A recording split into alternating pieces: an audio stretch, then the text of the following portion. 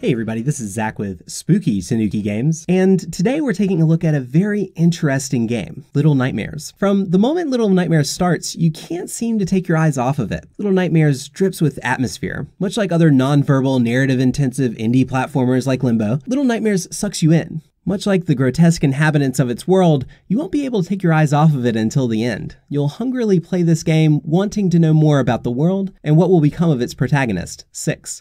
Developed by Tarsier Studios, out of Sweden, and released in 2017, Little Nightmares is a bleak, intriguing adventure, if not an imperfect one. Little Nightmares has you controlling a young girl named Six. She wakes up and your journey begins. She's on a ship called the Maw, which is some sort of pleasure vessel for its overweight patrons. Six starts at the bottom of the boat and eventually makes her way to the top floors. This journey takes Six from the grim underbelly of the ship through the kitchens full of food to elegant dining halls. There is no direct storytelling in Little Nightmares. The themes of hunger and gluttony is the main focus of the symbolism. Little Nightmares relies on its environments to tell the story to you. For example, you walk into a room and you must avoid being spotted by the light shown by an ever-watchful eye. As you look at the environment, you see figures frozen solid in stone. If the eye spots Six, she'll be frozen too. The narrative is so intertwined with the gameplay and environments that it's hard to separate them. While the storytelling is minimal, that doesn't mean that there isn't much here that is interesting or engaging. While I was playing, I asked my friend what they thought was going on in this world. We started kicking around different ideas of what time period this was supposed to be. Why was Six so hungry? What led these people to essentially turn into monsters?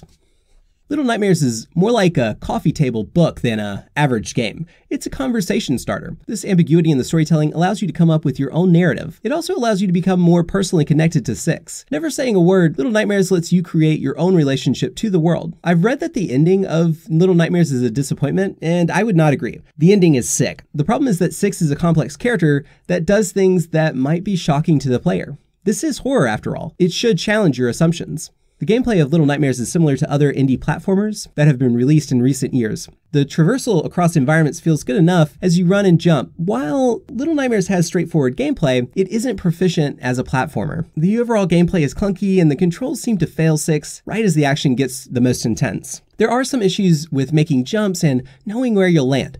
None of these issues will prevent you from progressing through the story. There are environmental puzzles to solve that won't challenge you too much. If you're not quite sure how to solve the puzzle, Little Nightmares will explicitly tell you what to do, for some of them. The major innovation in Little Nightmares is the stealth. Most stealth games rely on your character's lethality. Ghosting a game is but one option. Sam Fisher or Agent 47 never had to deal with this level of danger. Six cannot fight the horrible foes she encounters. She's too frail and too small. Her only chance of survival is to remain undetected. This doesn't mean that Six is incapable. She's good in a scramble, astute at diversion, and exceedingly resourceful. In the end, her only real hope is to hide as long as she can, and when she needs to run, she needs to choose her moment perfectly. When I encountered the first enemy, I froze, not knowing what to do. Run, hide, wait. This disempowerment is something unlike any platformer or stealth game I can recall. That's where you get your first taste of horror in Little Nightmares. Six's inability to protect herself and the seemingly impossible odds she must face are truly petrifying. As you play, Little Nightmares sets up clever scenarios that make you think fast if you want to live. Little Nightmares' presentation is its key strength. Looking like something out of the fevered dreams of Coraline or Paranorman, Little Nightmares has texture more similar to a claymation film, not a video game. The enemies have density to them that make their labored movements as they chase Six feel real. Additionally, the enemies are truly train wrecks of humanity, terrifying to behold.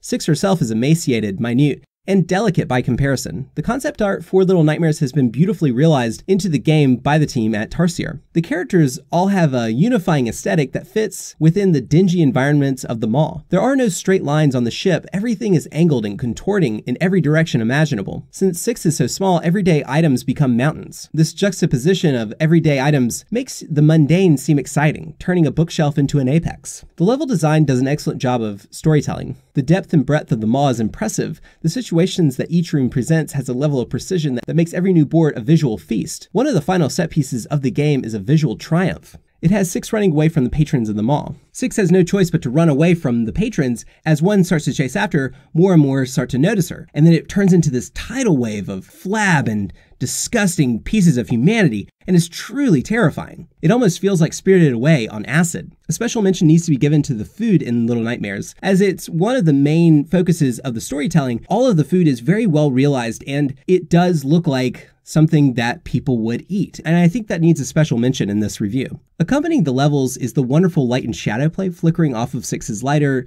and it adds a level of atmosphere as you travel through each stage. Little Nightmares is a game you want to look away from, but its bizarre, horrifying visuals keep you from averting your gaze. Little Nightmares plays well with its color palette. The game uses the dark blues and pale shades of white streaming in from the windows and fans as well. When direct sunlight rarely shines through the level, it shows off just how decrepitly beautiful the world in Little Nightmares is. While playing Little Nightmares, the sound is always playing tricks on you. You're always saying to yourself, wait, what was that?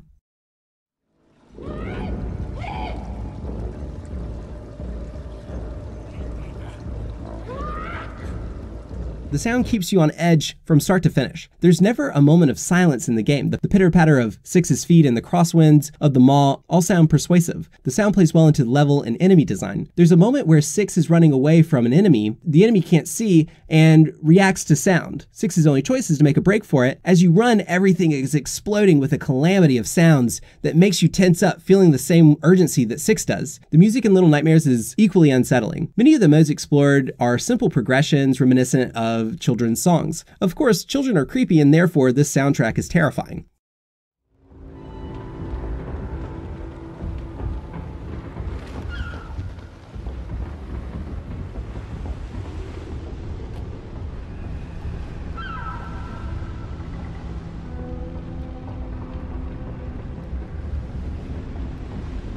There's more to the soundtrack than just spooky versions of chopsticks. The score is unsettling. It makes you feel like something else must be lying in wait for 6 around the next corner. There are clip-clopping songs that march along like the obese benefactors of the mall. The instrument choices are in line with what a marching band of the 1940s or 50s would choose. The brass instrumentation, with the plunky keys and simple percussive beats, all feel like a twisted carnival. Then there are more pensive tracks with palpitating synths mixed with violins and subtle hummed vocals. The soundtrack would be a good fit for reading a scary book or drawing to get you into that certain state of mind. It is an entertaining listen, but I won't be putting it on blast at the house anytime soon. While there is no voice acting in the game, each character has unique vocalizations that you'll get to know well during your time with Little Nightmares. The labored grunts and heavy breathing are all believable. I'm glad there are no voiced lines in the game, as I feel that this would have ruined the overall mystique. Little Nightmares is not a difficult game. It took me about 3 or 4 hours to finish it. Unfortunately, Little Nightmares is a tough recommendation for all players. The gameplay isn't quite tight enough to warrant a $20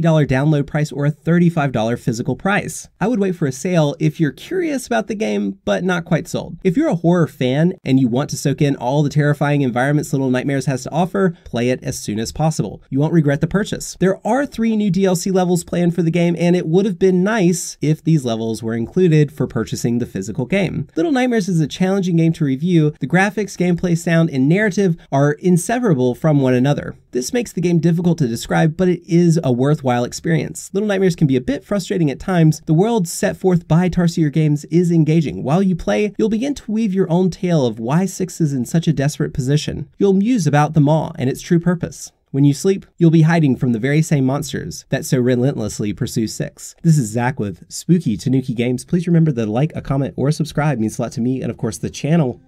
Enjoy.